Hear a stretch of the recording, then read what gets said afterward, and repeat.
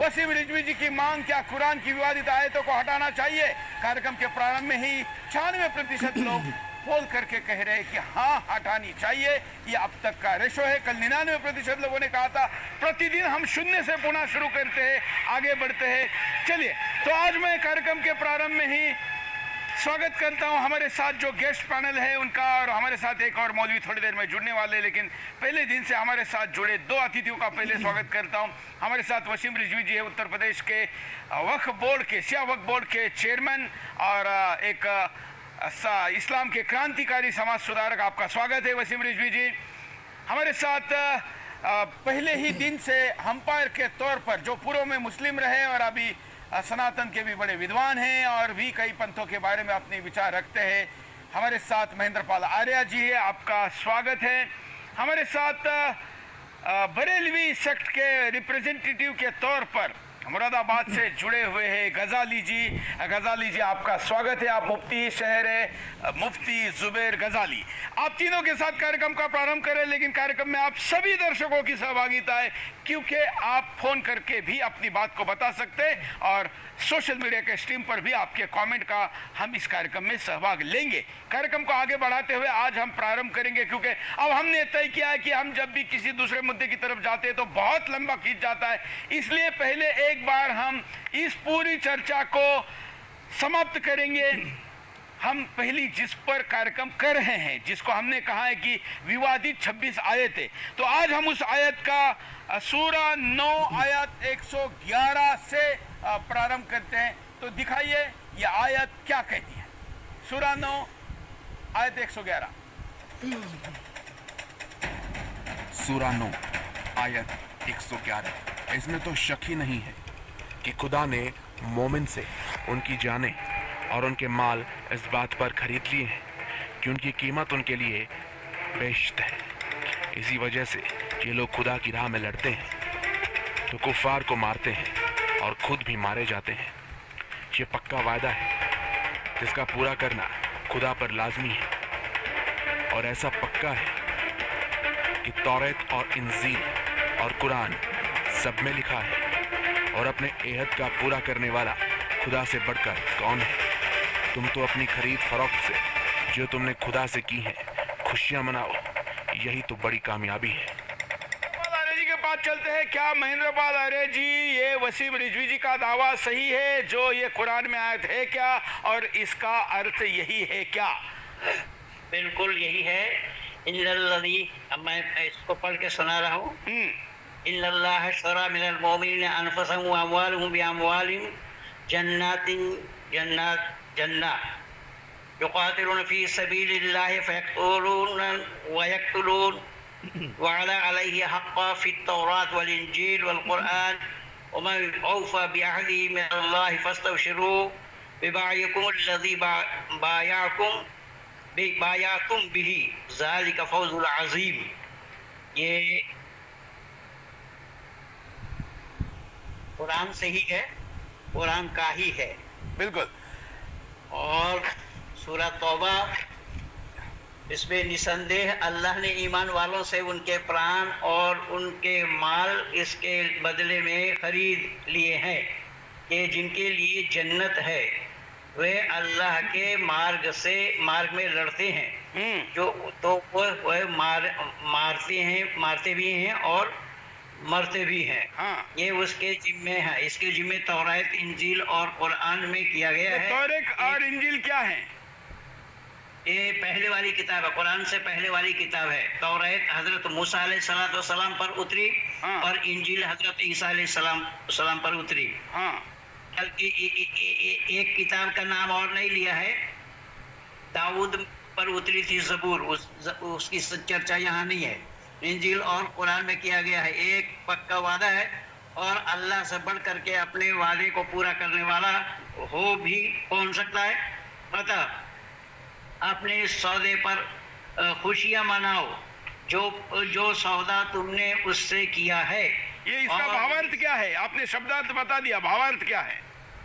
बड़ी सफलता है। यहाँ अल्लाह ने मुसलमानों को ये फरमाया है कि अल्लाह ईमान वालों के उनके प्राण की माल की हिफाजत कर रहे हैं, और किसके बदले में? जन्नत के बदले में। और वो अल्लाह के रास्ते में जो लड़े जाएंगे, अल्लाह का रास्ता भी वही है, उसको फी सबीलिल्लाह कहा। हाँ। ये बुखारी शरीफ के पहले हदीस में किताबुल जिहाद में यही आया है। क़ाला अब्दुल्लाह इब्न मसऊद सअलतु रसूलल्लाह सल्लल्लाहु अलैहि वसल्लम अय्युल अमल अफज़ल क़ाला सलातु अला मिक़ातिहा सुम्मा अय्युन क़ाला सुम्मा बिरुल वालिदैन क़ुल्तु सुम्मा अय्युन क़ाला जिहादु फी सबीलिल्लाह फसकत्तु अन रसूलिल्लाह सल्लल्लाहु अलैहि वसल्लम। अर्थात अल्लाह का रास्ता वही है। जो पूछा मोहम्मद साहब से कि हमारे लिए अच्छा काम क्या है, तो उन्होंने कहा समय पर नमाज पढ़ लेना। और दूसरा ठीक है, हम उसमें अभी विस्तार से नहीं जाते। हम इस पे वसीम रिजवी जी की आपत्ति क्या है ये पूछ लेते हैं कि वसीम रिजवी जी, आपने आपकी 26 विवादित आयतों के सूची में इसको क्यों डाला हुआ है?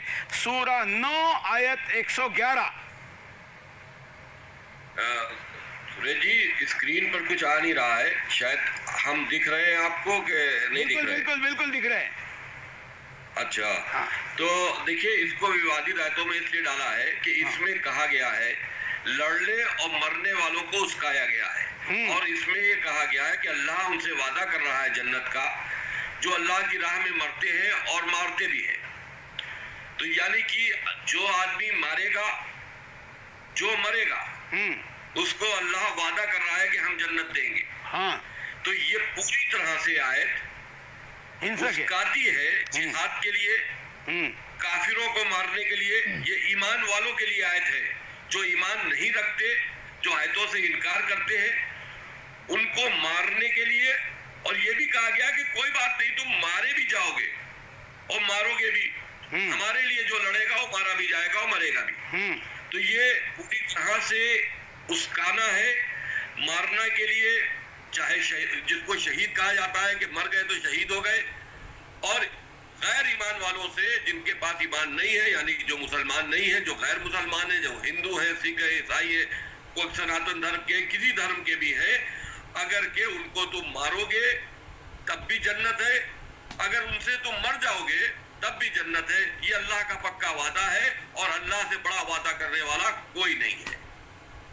ये आपकी आपत्ति है। मैंने एक एडिशन किया है, क्योंकि हम इन आयतों के ऊपर धार्मिक चर्चा के साथ साथ ये भी कह रहे हैं कि इसका सामाजिक पहलू क्या है, इसका नैतिक पहलू क्या है, इसका कानूनी संविधानिक पहलू क्या है, धार्मिक पहलू क्या है, आध्यात्मिक पहलू क्या है, इन तमाम मानवता के दृष्टिकोण से लेके। तो हमने जब वकीलों को ये आयत भेजकर पूछा कि संविधान के दृष्टिकोण में इस आयत को आप कैसा देखते हैं, तो हमारे सर्वोच्च न्यायालय के वरिष्ठ अधिवक्ता अश्विनी दुबे जी ने लिख के भेजा कि ये section 295A IPC 295A IPC के साथ साथ 505B IPC 153 IPC से लेकर उन्होंने कई सेक्शन बताए। ये सारे सेक्शन 300 से लेकर कई प्रकार के धाराओं का उल्लंघन संविधान के दृष्टिकोण से, किसी को उस्काना और किसी को परावृत्त करना, हिंसा करने के लिए के अंदर भी आता है। तो रिजवी जी, क्या ये धाराएं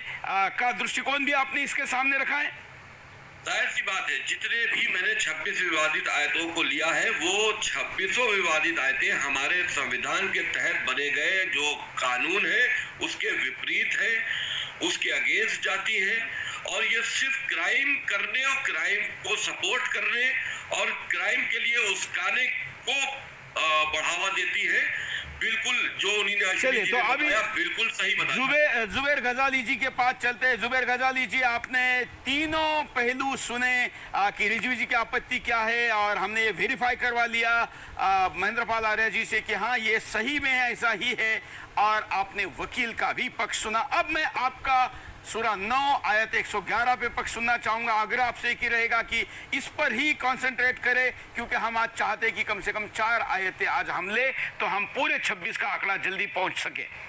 बोलिए। बिस्मिल्लाहिर्रहमानिर्रहीम। सुरेश जी, पहले तो आप ये सुन लें कि कुरान पाक में जितनी आयतें हैं, कुछ आयतें ऐसी होती हैं जिनमें हुक्म होता है, और कुछ आयतें ऐसी होती है जो दूसरी आयत की वजाहत बयान करती है। कुछ आयतें दूसरी आयत को एक्सप्लेन करती हैं, ठीक है। इसीलिए हम देखते हैं कि वेदों में भी एक मंत्र बार बार आता है, इसी तरह कुरान में भी कुछ आयतें बार बार आती हैं और वो एक दूसरी आयत को एक्सप्लेन करती हैं, ठीक है जी। तो कुरान पाक में जिस आयत पर आज आप बहस कर रहे हैं, मैं समझता हूँ कि सारी आयत पे ना करके बल्कि इसी आयत पर अगर कर लें तो सारे शक व शुबहात दूर हो जाएंगे। आपने आयत बताई, इन्नल्लाह अश्तरा मिनल मुमिनीना अनफुसहुम व अमवालहुम बिअन्ना लहुमुल जन्नह, के युकातिलूना फी सबीलिल्लाह, वो मोमिन जन्नत में जाएंगे जो अल्लाह के रास्ते में बिल्कुल बिल्कुल, लड़ते हम हैं। वो दिखा चुके हैं। आप डायरेक्ट अभी इस पे डिस्कशन पे आई, क्योंकि हाँ महेंद्र पाल आर्य जी भी बोल चुके हैं, रिजवी जी भी बोल चुके हैं, हम भी हिंदी में इसको दिखा चुके हैं। इसमें मुझे ये बताइए कि इसमें काफिरों का लफ्ज कहाँ है, इसमें हिंदुओं का लफ्ज कहाँ है? किसको किसको मरने और मारने की बात की है? जानवरों को मारने, जो हमारी राह में लड़ेंगे, हमारी राह में लड़ेंगे, मरेंगे भी और मारेंगे भी, ये किससे लड़ेंगे? शेर से? इसमें ईमान वालों शब्द तो आया है, तो जितने भी ईमान वाले नहीं है उनको मारो। डॉक्टर साहब आप बात मत है कि बोलिए, ईमान पता वाले है अगर लड़ेंगे तो अरे इधर सुनिए, अरे सुनिए, तो ईमान वाले किससे लड़ रहे हैं? आप बोलने क्यों नहीं देते? तुम्हारा सच अरे सुनने बात वाला वही वाला तो बोली ना। बोलने नहीं देते ना। अभी आपने कह दिया इसमें कुफ्र और काफिर का अल्फाज नहीं आया है। ईमान वालों को लेकर बात, अगर बात कही गई है तो गैर मुसलमानों से लड़ने की तो बात की गई है। अरे बात तो पूरी होने दो कम से कम। ठीक है, पूरी क्यों करिए, इतना पूरी ज्यादा करिए, बोलते हो आप लोग? पूरी करिए, पूरी करिए, पूरी करिए। आपने प्रश्न पूछा इसलिए हमें पसंद नहीं है, तुम डिबेट नहीं कर रहे हो। तुम पूरी लोग तो करिए, पूरा बस बस बस बस। पहले से अरे भाई आपने जो पूछा वही तो बताया। प्लानिंग काम कर। ठीक है, आप पूरी करिए। आपने प्रश्न पूछा ना, इसलिए वो बोले। आप प्रश्न क्यों पूछ रहे? आप जवाब देते जाइए। हम प्रश्न नहीं पूछ रहे, हम अपनी बात को पूरा कर रहे हैं। हाँ, ठीक है, करिए करिए करिए करिए करिए। और दूसरा, आप बात को पूरी भी करिए। और मुझे ऐसा लगता है, दिखने से तो यही दिख रहा है, आप जो पैनल की तरफ मैं जब देख रहा हूँ, तो जुबैर जी, वसीम रिजवी जी आपसे उम्र में बड़े ही होंगे, दिख तो ऐसे ही रहा है। तो आप तू में ना करें तो ज्यादा अच्छा है। उम्र में मुझसे बड़े हो या छोटे हो, तू में ना करे। हजरत अबू बकर वसीम रिजवी से उम्र में बड़े हैं, 1400 साल पहले हैं वो। हाँ, हजरत अबू बकर अरे की ये वो तो हजरत आपके लिए होंगे। क्या है हमारे साथ? अरे आप ठीक है नहीं? कुछ कहिए, वो हजरत हजरत अबू आपके बकर लिए होंगे। 1400 उन्हीं ने साल पहले शहजादी हैं। फातिमा ज़हरा का हक मारा, उन्हीं ने रसूल हाँ। की बेटी का हक छीना। हम उनको अरे कहाँ से वो बड़ा कर सकते हैं? बात भी तो हम मेरे बताएंगे। पैरों की धूल भी नहीं है। और सुनो, आप आगे बढ़िए। और सुनिए, हमारी बात तो पूरा होने दो। चलिए आप बात कंटिन्यू करिए, कंटिन्यू करिए। जुबैर गजाली, इनका माइक तक सूरा कीजिए। 9 आयत 111। हाँ, तो इसमें हम पहले तो आपसे ये कह रहे हैं कि इसमें कहीं भी काफिरों का लफ्ज नहीं है। पहली चीज, ईमान वालों हैं, तो जो ईमान नहीं मानता है वो कौन है? ईमान वाले लड़ रहे हैं, किससे लड़ रहे हैं ये तो नहीं पता ना। गैर ईमान वालों से। नहीं, ये कहाँ लिख रहा है गैर ईमान वालों से? चलिए आप कंटिन्यू करिए, पर आप बोलिए बोलिए। सुनिए शहर काजी, सुनिए। आप ये बताइए कि ये किससे लड़ने की बात कही गई है? हाँ, इसी में आ जाइए। हाँ बस। आप छोड़िए आप दुनिया भर की बताइए। बातें। ईमान वालों से लड़ने की बात कही गई है कि हम जो हमारी राह में लड़ेगा, 40% टैक्स मरेगा भी और मारेगा भी। ये किससे लड़ेगा, किसको मारेगा, आप ये बता दीजिए। जाहिर सी बात है, जो मारेगा मरेगा भी यार, जो पीटेगा पिटेगा भी, जाहिर सी बात है। इसमें कौन सी बात है? जो मारेगा अरे मरेगा तो भाई किससे जो हमारी राह में, यानी कि अल्लाह की राह में जो लड़ेगा, जो अल्लाह की राह में लड़ेगा उससे बात हो रही है। यहाँ पर कोई आपसी झगड़े के लिए बात नहीं हो रही है। लड़ेगा वसीम रिजवी, ये बताओ पहले किससे लड़ेगा? तो जो अल्लाह की राह पे नहीं है उन्हीं से। अरे किससे लड़ेगा ये बताइए। सारी राहें अल्लाह की हैं, पूछ रहे हैं किससे लड़ेगा? आपसे, इस आयत का क्या मतलब है? आप बताओ ना, किससे लड़ेगा? इसमें तो काफिरों का जिक्र ही नहीं है। हाँ तो किससे? ईमान वालों का जिक्र है। हाँ तो अब ईमान हम बता वालों का देना जिक्र है। किससे लड़ना। ईमान वाले किससे लड़ेंगे? अल्लाह ने जन्नत का वादा किससे किया है? किसको मारेंगे और किससे क्या है? मरेंगे? हमसे क्या है? आपसे किया है तो आप किससे लड़ेंगे? अब हम बता रहे हैं ना। बताइए, बताइए। सुनिए, वही तो बताइए ना बताइए। कि आप किससे लड़ेंगे, किसको मारेंगे और किससे मर जाएंगे? सुनिए। ऐसा होता है कि लड़ना जरूरी नहीं है कि कोई गैर मुस्लिमों से ही लड़ेगा। जब हजरत रसूल पाक सल्लल्लाहु अलैहि वसल्लम के पास, पैगंबर मोहम्मद के पास एक यहूदी आया और एक मुसलमान आया और दोनों के दरमियान फैसला नहीं हो रहा था। जमीन हकीकत में यहूदी की थी और मुसलमान उस पर जो है जबरदस्ती कब्जा करना चाहता था। आप इस आयत को कोट करें, आप इस आयत को सूरा 9 आयत 111 को बता रहे हैं। अब आप इसमें सूरा 9 आयत 111 कोई फैसले की बात नहीं हो रही, बोले नहीं आ गया, झगड़ों के बीच के फैसले की बात नहीं है, लड़ाई की बात है, जंग की बात है। ईमान वाले जिससे लड़ रहे हैं उससे मर रहे हैं। अगर आपके पास उत्तर नहीं है तो हम अगली आयत की तरफ चलते हैं। जुबैर गजाली जी, कोई बात नहीं। क्यों नहीं, हम आपसे पूछ रहे हैं इसमें काफिरों का लफ्ज़ कहाँ है, इसमें मुश्रिकों का अरे भाई, लफ्ज़ कहाँ है? और मारने का अल्फाज किससे है?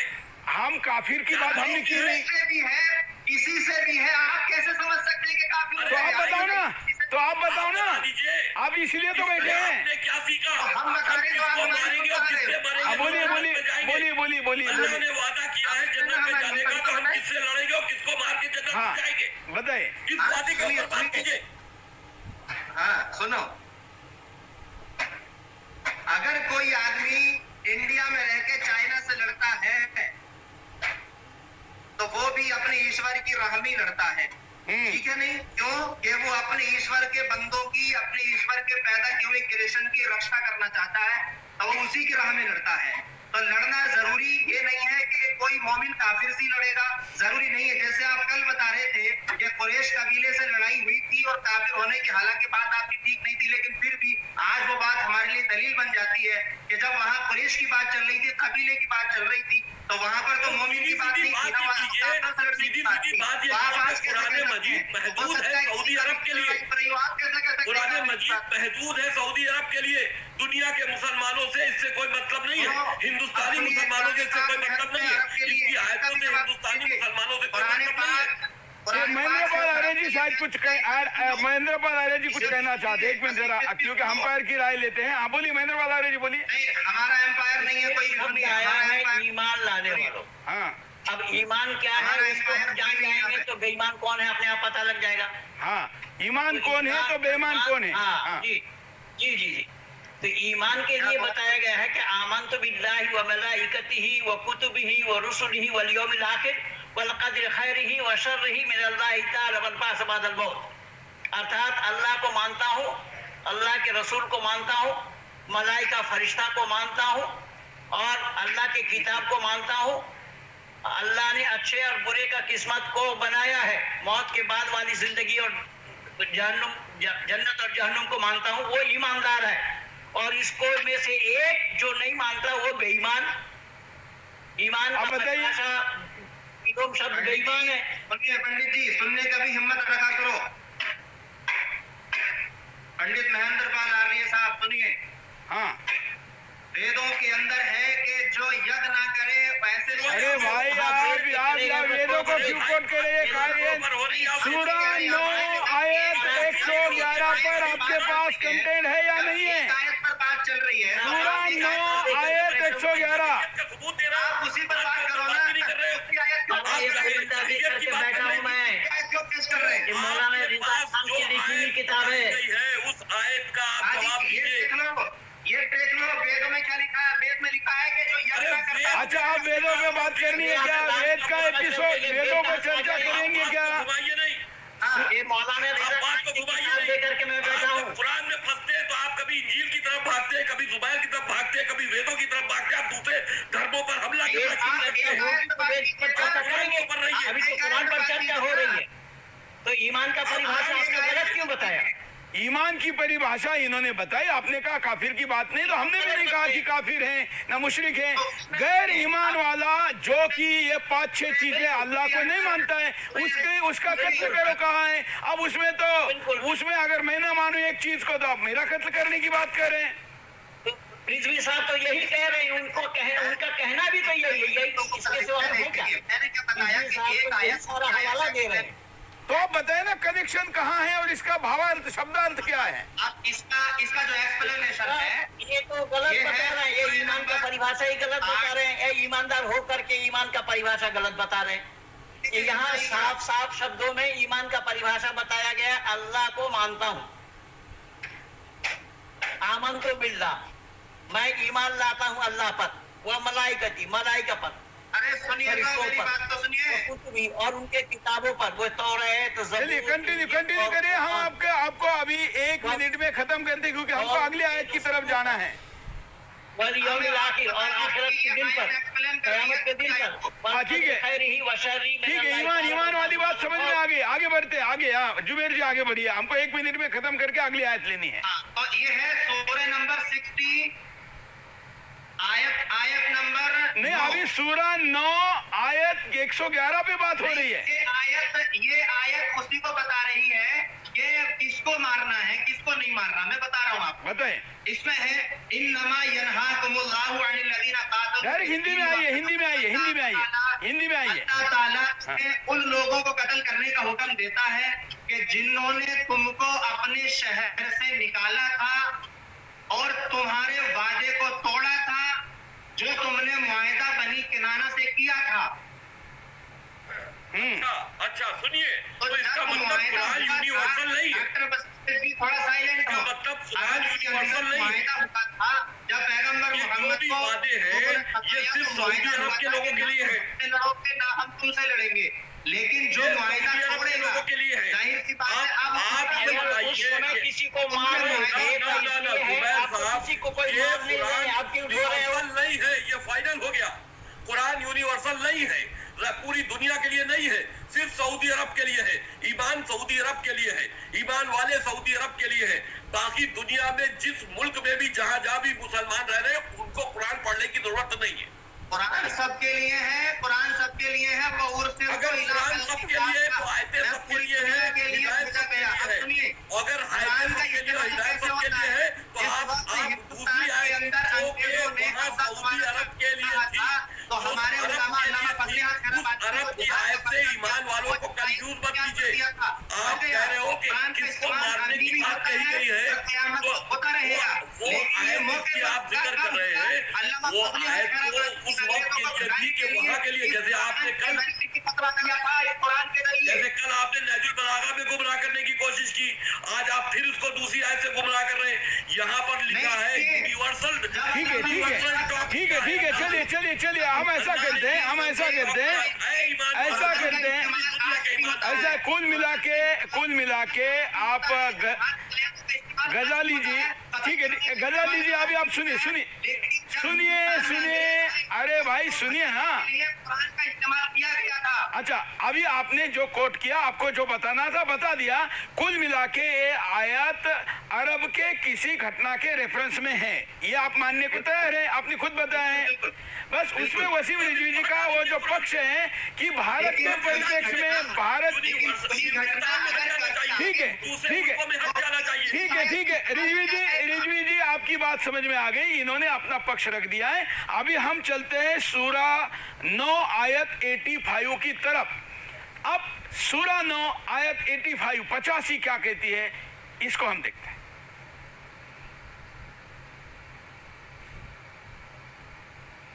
अगली आयत लेते हैं,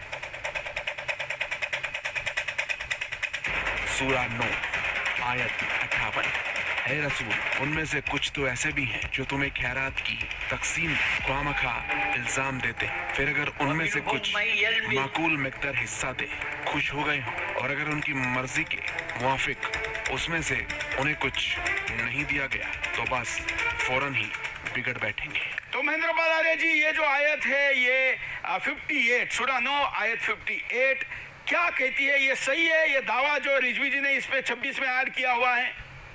बिल्कुल ये सही है, आयत कुरान की है और इसमें अब बताया गया है कि और उनमें से कुछ लोग सदकों के विषय में तुम पर चोटें करते हैं, किंतु यदि तुम्हें उनमें से दे दिया जाए तो प्रसन्न हो जाए, और यदि उन्हें उसमें से न दिया गया तो क्या देखोगे कि क्रोधित होने लगते हैं। अब ये सवाल ये है कि जो हम यहाँ हवाला दे रहे हैं वो आयत जब कुरान की है और अर्थ इसका यही है, फिर इसमें नू नकुर करने की बात कहाँ से आ रही है? हाँ ठीक है, वही वही अभी जो उन्होंने उनको जो पक्ष रखना था उन्होंने रखा। रिजवी जी ने अपनी आपत्ति बताई। हम आगे बढ़ते जाएंगे, एक एक करके दर्शक तय करेंगे, न्यायालय तय करेगा, संसद तय करेगी। हम ठग कर लोगों के सामने रखे, बाकी बहुत ज्यादा गणित कराने में बैठेंगे तो 2 और 2 5 होंगे, 4 होंगे, इसमें नहीं पड़ते। रिजवी जी आपकी आपत्ति बताइए, सूरा 9 आयत 58।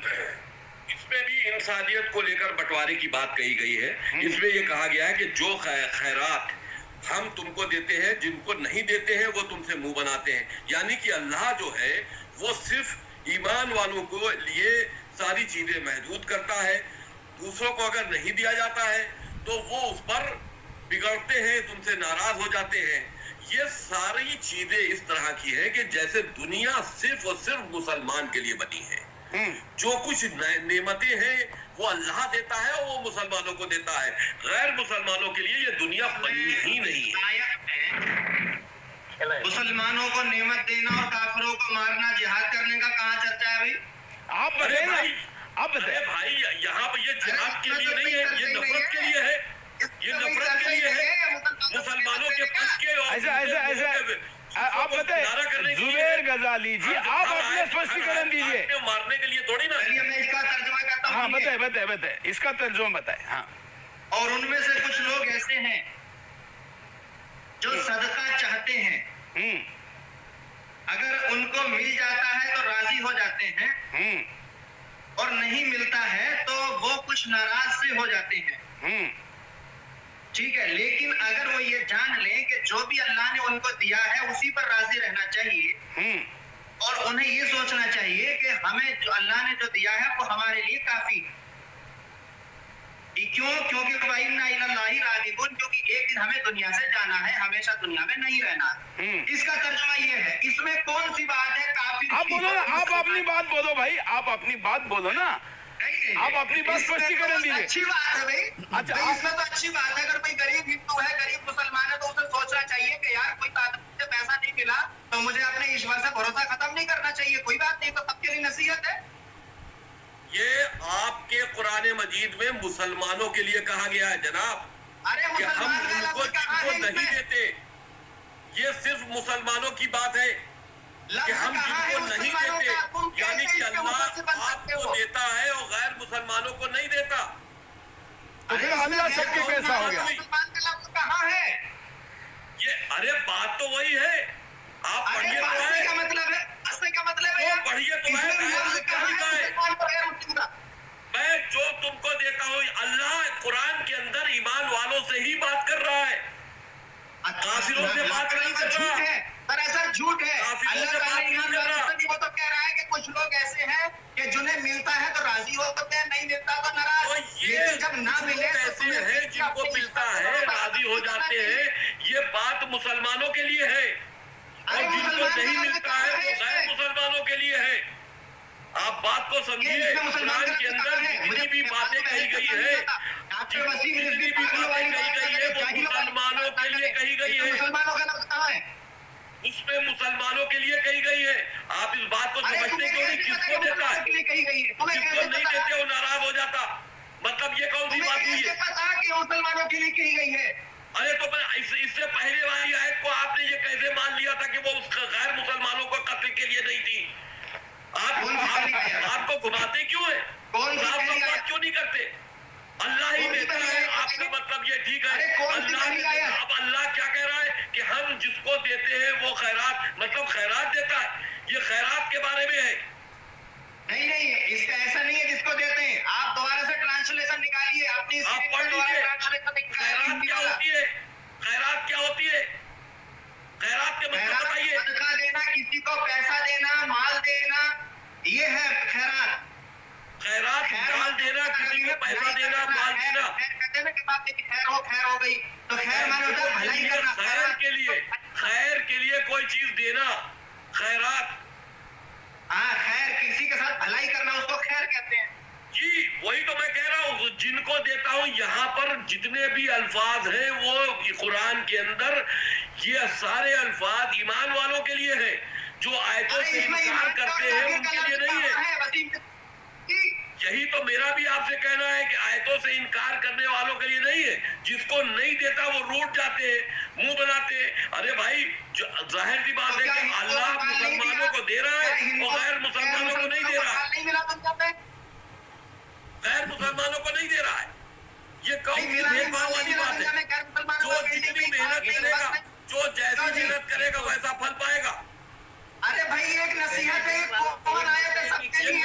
अच्छा ठीक है। अच्छा ये मुझे बताइए गजाली जी, इसमें आप कौन सी आयत का रेफरेंस देंगे? जैसे आपने पिछले बार कहा कि इसका रेफरेंस दूसरी जगह है, तो इस आयत का रेफरेंस कहाँ है? देखिए सुरेश जी मेरी बात सुन। हाँ है जो आयत खुद ही एक्सप्लेन्ड है उसका क्या है? ठीक है। अच्छा ये मुनाफिको क्या होता है? मुनाफिक होता है छदम वेशधारी। अच्छा जी ठीक है। शायद महेंद्र पाल आर्य जी आपका कमेंट लेते हैं इस पे। सूरा 9 आयत 58 पर जो बात यहाँ पर गजाली जी ने कही है, उस पर महेंद्र पाल आर्य जी का कमेंट। मेरा कमेंट ये है कि इस्लाम को छोड़कर किसी और को इस्लाम में खैरात देना भी मना है।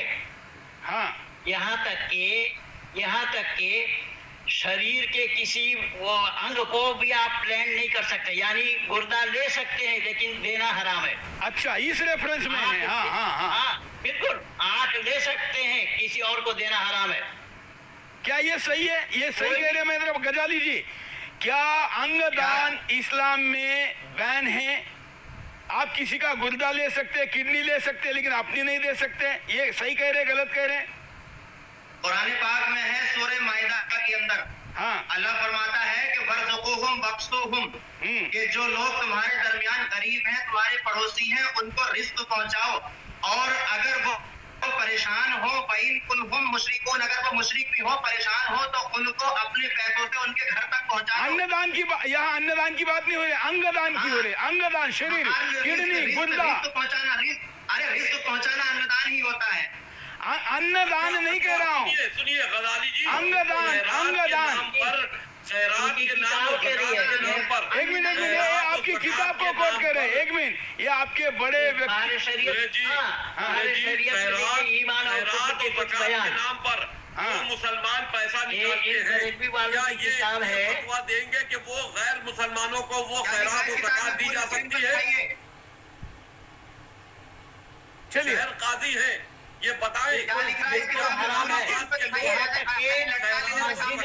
मस्जिद में आप का पैसा भी नहीं लग सकता, पेशाब खाना में लगाया जाएगा। दे सकते नहीं, खैरात की यहाँ जो बात हो रही, किसी को देने की बात हुई। जो गजाली जी की बात मेरे समझ में आ गई, जो कि महेंद्र पाल आर्य जी भी एक्सप्लेन करे कि किसी को देने की बात है। तो आप तो किसी को अंगदान कह रहा हूं, आप अन्नदान बोल रहे हैं, मैं अंगदान बोल रहा हूं। मतलब आपके शरीर का कोई हिस्सा, आंख, किडनी, लीवर, अंगदान, हाँ, वो किसी को इस्लाम के अनुसार दिया नहीं जा सकता। बराबर?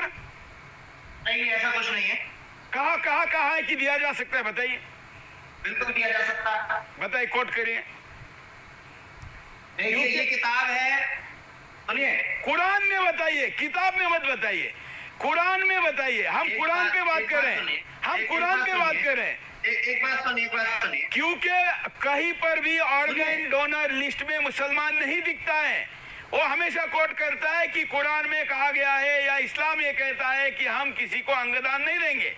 नहीं, अरे क्या, सुनिए मेरी बात सुनिए। हाँ, ऐसा है, जिस वक्त का कुरान नाजिल हुआ है 1400 साल पुराना, उस टाइम में ऑपरेशन वगैरह तो होते नहीं थे जो किसी को क्या बोल रहे हैं? हमारे यहाँ शुश्रूषा बात कर रहे हैं। अल्लाह को दुनिया के बारे में मालूम ही नहीं। कितने दिन हुए सुश्रुत जी को? कितने दिन हुए? अरे भाई, अल्लाह को दुनिया के बारे में नहीं मालूम था। नहीं सुश्रुत, मैं BA MS का स्टूडेंट हूं। यानी कि अब दूसरा कुरान आना चाहिए। अब दूसरा कुरान आना चाहिए, ये नहीं आना चाहिए? बताइए, 1400 साल हो गए उस वक्त। अरे मैंने सुश्रुत पढ़ रखी है, मैं स्टूडेंट हूं BA MS bachelor of fire. यही मेरा कहना है कि जो कुरान आया था वो 1400 साल पहले, जिसको आप लोगों ने लिखा है, जिसपे आपने अमानत पे खयानत करके लिखा है, वो 1400 साल के हालात के पहले के लिए था। उस वक्त के सऊदी अरब के हालात के लिए था।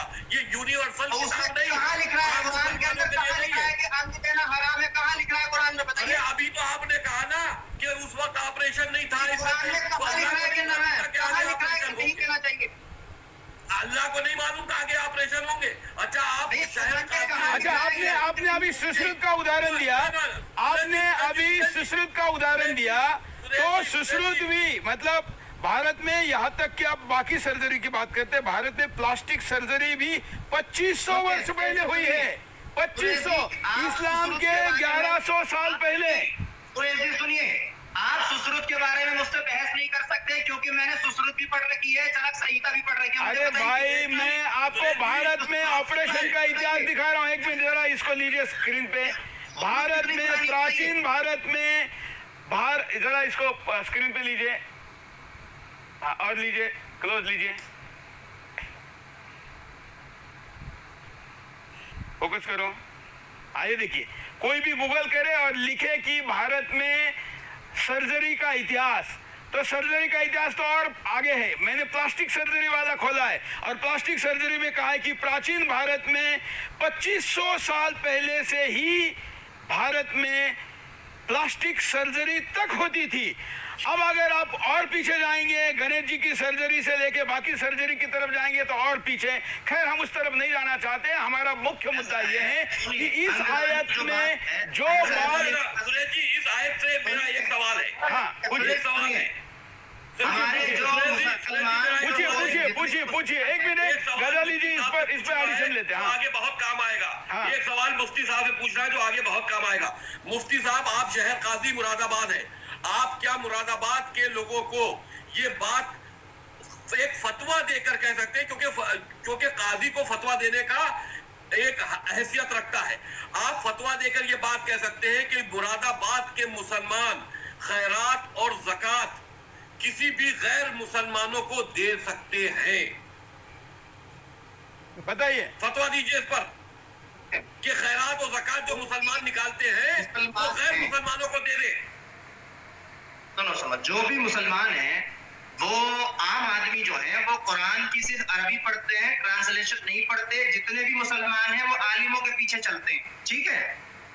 जितनी भी अवाम मुसलमान जनता है वो सब आलिमों के पीछे इसी चलते का हैं। फायदा उठाते हैं, इसी का फायदा उठाते हैं। आप फतवा दीजिए इस बात पर, आप फतवा दीजिए। ना, मेरी बात आप सुनिए। अगर आप आप- फतवा दीजिए मुरादाबाद के लोगों के लिए कि मुरादाबाद के लोग जब खैरात और ज़कात निकाले तो वो गैर मुसलमानों को दे।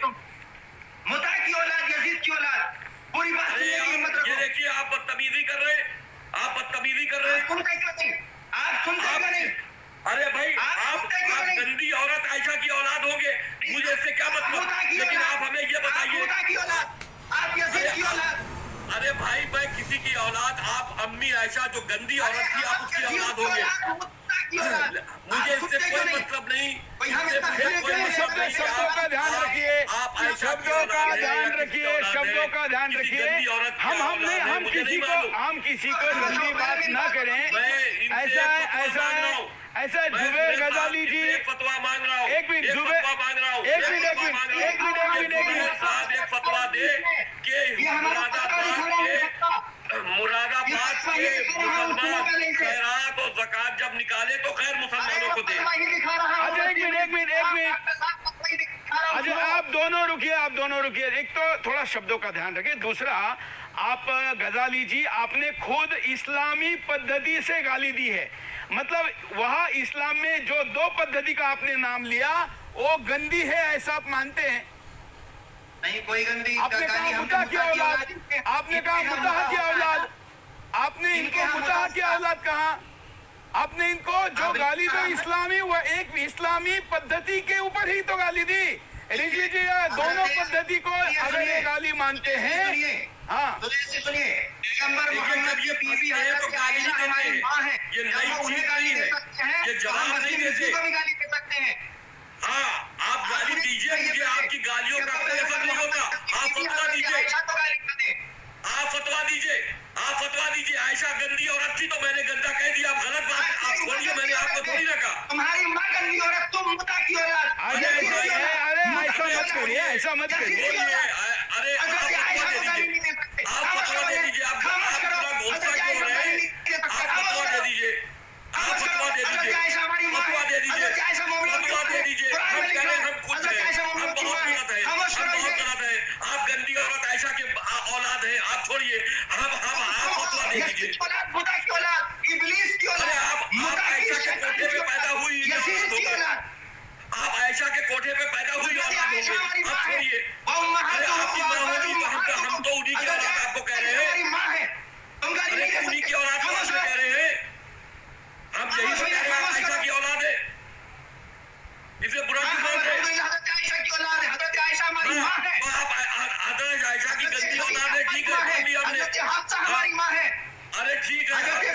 वो गंदी औरत थी, अरे वो गंदी औरत थी, आप गंदी औरत को अपनी माँ कहिए, मुझसे कोई एतराज नहीं है।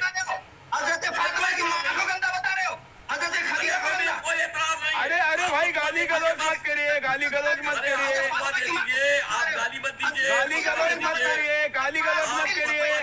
अरे भाई आप दोनों मुसलमान हैं, दोनों मुसलमान हैं, आप एक दूसरे को गाली दे रहे हैं। अरे आप फतवा दे दीजिए, गाली ना दीजिए। गजाली जी एक मिनट बगैर फतवे के हम इनको रिजवी जी आप एक मिनट, रिजवी जी एक मिनट, गजाली जी आप भी थोड़ा चुप बैठे। देखिए आपको बुरा लगा जब इन्होंने आयशा जी के खदीजा को गाली नहीं दे सकते। हाँ एक मिनट, मैं दोनों को गलत ठहरा रहा हूँ। जी पहले मुझको कहा, हाँ मैं दोनों को मुझे गाली दे सकते हो, लेकिन मेरे पूर्वजों को गाली नहीं दे अरे भाई गजाली आप रुको, एक मिनट ऐसा है गजाली जी आपको पहले मुझे आपने उत्तर दिखाया, मैं उसका जवाब देता हूं तो हाँ ठीक है पहले गाली गलौज कॉलोज करे, कल ये कोर्ट में जाएगा वीडियो होगा तो वहाँ बोलना पड़ेगा। भाई पहले आपने मुझको कहा, हाँ गजाली जी आपने इनकी माँ को कहा ना, जब आप इनको औलाद कह रहे थे इनके माँ पे गाली दे रहे हैं, तो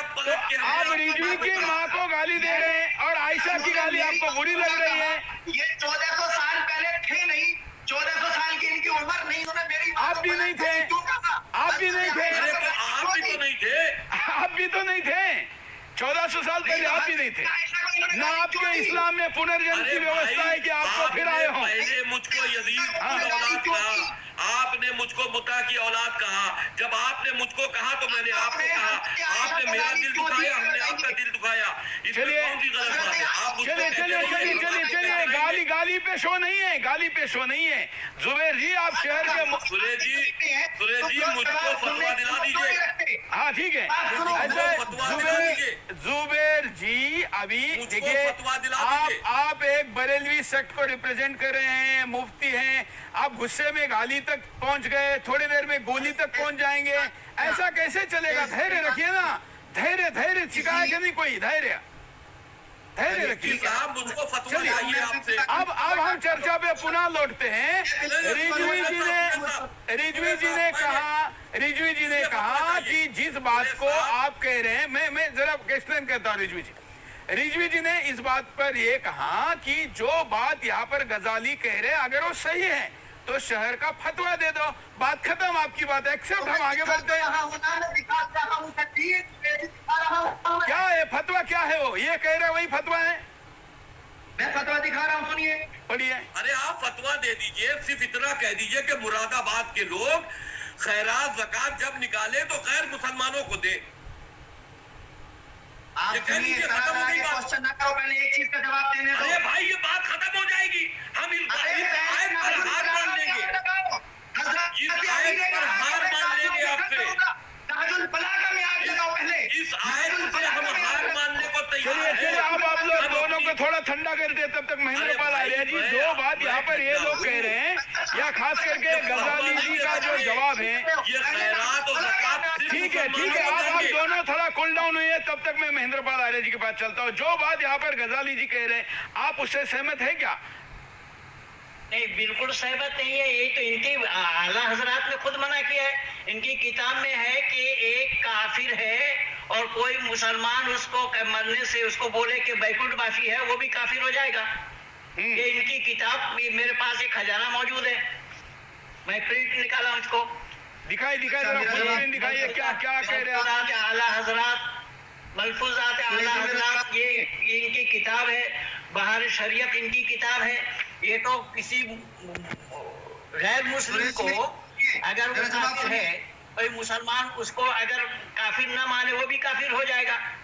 उसको मरने के बाद अगर उसके शव को देख करके कहे कि ये बैकुंठवासी है तो वो भी काफिर हो जाएगा। ये तो इनकी किताब मौजूद है यहाँ पर, पहली बात। दूसरी बात ये है कि अगर ये खैरात देने की बात जहाँ तक है, इस मौलाना साहब से, मुफ्ती साहब से पूछिए कि मुसलमान मर जाने पर इन्ना लिल्लाहि व इन्ना इलैहि राजिऊन कहते हैं आप, सुरेश चौहान के मरने पर इन्ना लिल्लाहि व इन्ना इलैहि राजिऊन कहोगे या फी नारे जहन्नम खालिदीना फीहा कहोगे? जरा यही बताएं।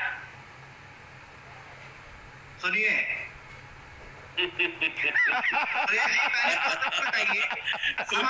सुनिए नहीं, बताइए हाँ या नहीं बताइए।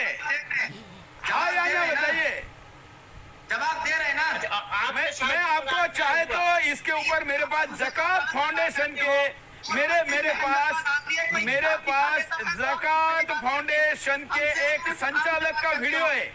वो विदेश में जाकर कहते हैं कि भारत के मुसलमानों को हम कहते हैं कि किसी भी हिंदू के अंत यात्रा में जाकर ये मत कहना कि तुमको जन्नत मिलेगी।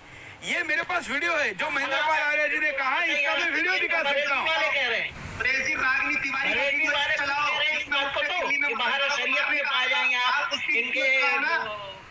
कानूनी शरीयत इनकी किताब है, कानूनी शरीयत में भी पाए जाएंगे कि कोई काफिर का जनाजा देख करके कहे कि ये बैकुंठवासी है तो वो भी काफिर हो जाएगा मुसलमान। हाँ, तो इन्होंने इसलिए जवाब नहीं दिया ना।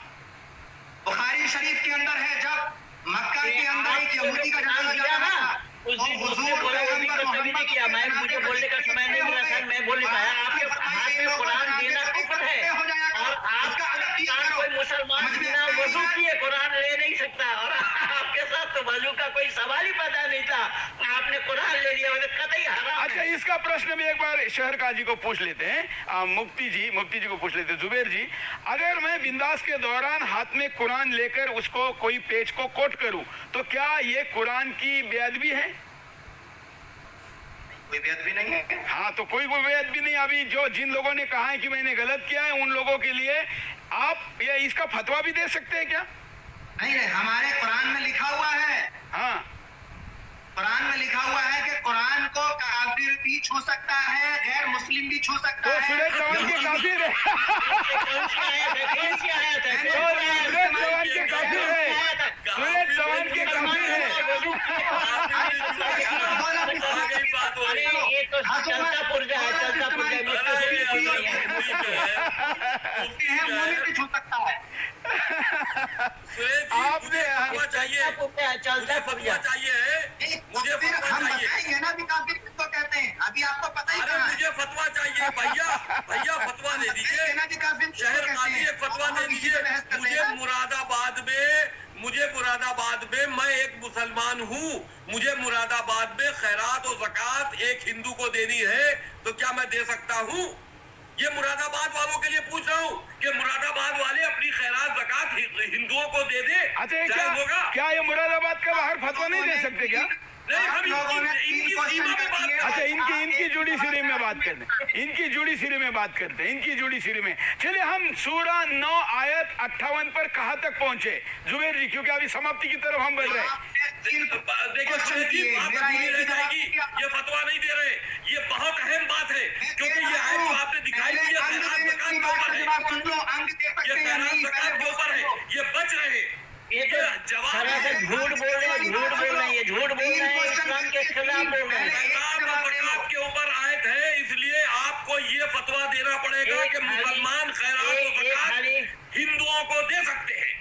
आप इसका फतवा दीजिए अपने मुरादाबाद में। चलिए, कोई बात नहीं। आप दोनों ने अपना पक्ष रखा और आज हमने पहली बार किसी एपिसोड में 2 आयतों पर कम से कम चर्चा तो की, और इसलिए आज के एपिसोड में हम ये 2 आयतों पर रुकते हैं, लेकिन पोल लेते हैं कि पोल पर लोग क्या कह रहे हैं।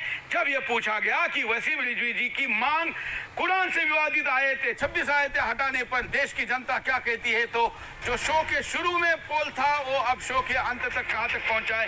इधर चलते हैं, आप भी अपना पोल कर सकते हैं, और प्रतिदिन ये पोल हो रहा है। ये पोल के लिए आपको सुदर्शन का मोबाइल ऐप अपने मोबाइल में डाउनलोड करना चाहिए। सुदर्शन का सक्रिय सदस्य बनकर बात करेंगे तो आपकी बात और आप टेक्स्ट में, ऑडियो में, वीडियो में रख सकते हैं। उसके लिए हम जल्दी एक बड़ा कैंपेन लाने वाले हैं जो कि स्पेशली जन सहभागिता का ही कैंपेन रहेगा।